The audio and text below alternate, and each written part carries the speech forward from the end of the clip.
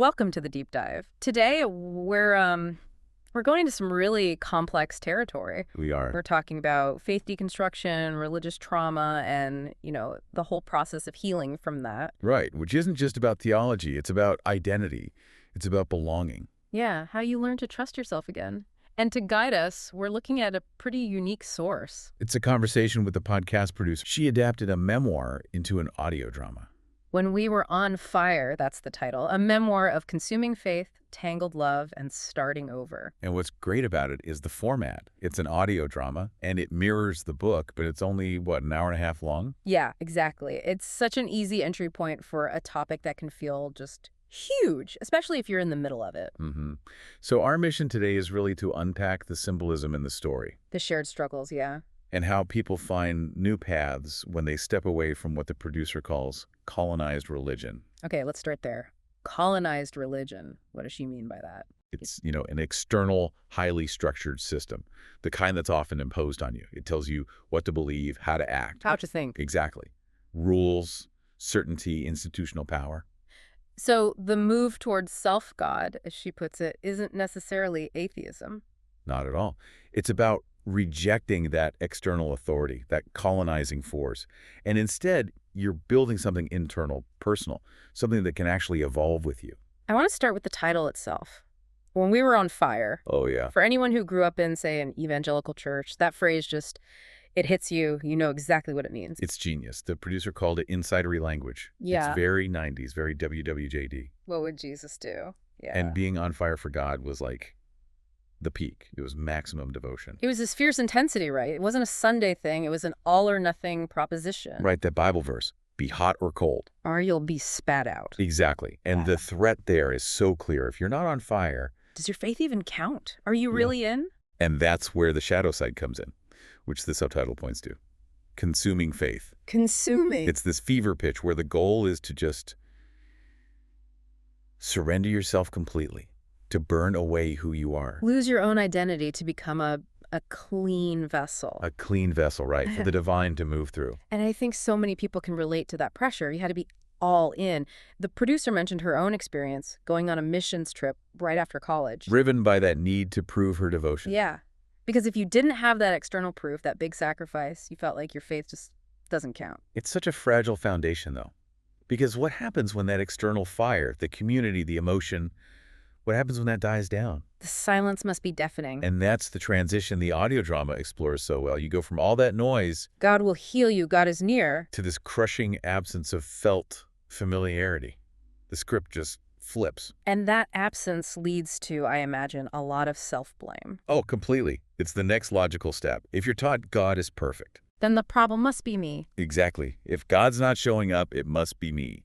And you just spiral. Am I doing something wrong? Do I have some secret sin? Am I just not good enough? It's the perfect setup for spiritual failure. But here's where the source offers this really fascinating reframe. The silence is described as a potential gift. A gift? How can uncertainty be a gift when your whole world was built on certainty? Because the gift is freedom from the need for certainty. The producer said she landed in a Christian-flavored agnostic place. Christian-flavored, I like that. Yeah. The traditions, the ethics, they're still there. They influence her worldview. But she no longer needs to know for sure. She could just sit in the, I don't know. And that's a kind of rest, isn't it? This is a huge relief. Releasing that constant craving for absolute answers is freeing. And that craving is tied to something else she mentioned, voice shame. Voice shame, yeah. The shame you feel when your internal experience just doesn't match the group's narrative. Right. She used this great analogy of visiting the haunted Stanley Hotel. One friend was having this intense paranormal experience, and the other felt nothing. Nothing at all. And that's just like church. Two people, same sermon. For one, it's profound comfort. For the other. It's just stress and striving. Right. So you start to think, am I broken? Am I the only one not feeling this? The validation comes when you can accept that both experiences are real. So your friend's faith can be a comfort, and for you it can be a source of pain. And both are true. And neither is wrong. They're just different. And being able to hold that tension is where the healing starts. It makes you wonder why institutions push so hard for everyone to have the same experience. Well, if you're taught to constantly distrust your own gut, your own internal reality... You become very easy to lead. You'll accept any external command. Precisely. The individual struggle is often propped up by these systemic costs.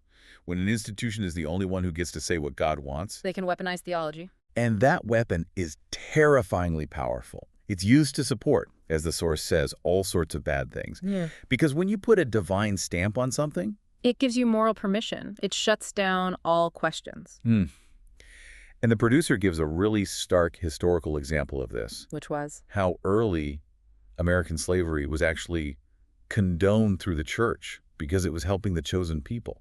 Wow. So the theology itself provided the framework to justify something horrific. That's the ultimate danger, isn't it? When you start baptizing our own desires with the divine, you can justify anything. Anything. And what's so interesting is the psychological gymnastics, as she calls it, that people do to navigate this. There are two extremes. Okay, what are they? So on one hand, you assume God wants exactly what you want. My politics, my success, my choices are all God approved. God is my cosmic cheerleader? Right. But the other extreme is maybe even more damaging. It's the assumption that God must want the opposite of what you want. Because if it's hard, it must be holy. Because it feels hard. So And right now, yeah. So if something feels good or easy, it must be selfish or sinful. you're in a constant state of self-denial. You can't trust your own happiness. And that just fuels the craving for exactitude, for someone to just tell you the rules, which institutions are happy to do. Like calculating the exact date of the rapture. Yes, even though the Bible itself says no one knows, people want an escape plan with a detailed schedule. It all comes down to that question. If an institution's answers are leading you to pain or sickness, is that really what God wants for you? That's the breaking point. Yeah. And that brings us to the biggest question of all for people on this journey. Where do you belong when all of that dissolves? When the church walls are gone, the doctrine is gone. Where do you find your people? Well, the answer they land on is testimony. Testimony. They frame the whole audio drama as a series of testimonies. Mm-hmm. The argument is that personal stories of survival, that's the real gospel, Yeah. the good news. So it's not about church bashing. No, it's about shared human experience. It's about saying, I survived this, and you can too. That's a really powerful reframe of gospel. So Yeah. what's the new spiritual structure? What replaces the old rules? For the producer, her framework is built on three core ideas that go beyond the self: Okay. love, beauty, and mystery. Love, beauty, and mystery. That's a big shift from, trying to win Sunday school prizes. A huge shift. It's moving from an external faith to an internal universal connection. These are things that are valuable whether a specific God endorses them or not. But I have to ask, isn't that a little vague for someone coming out of such a rigid system?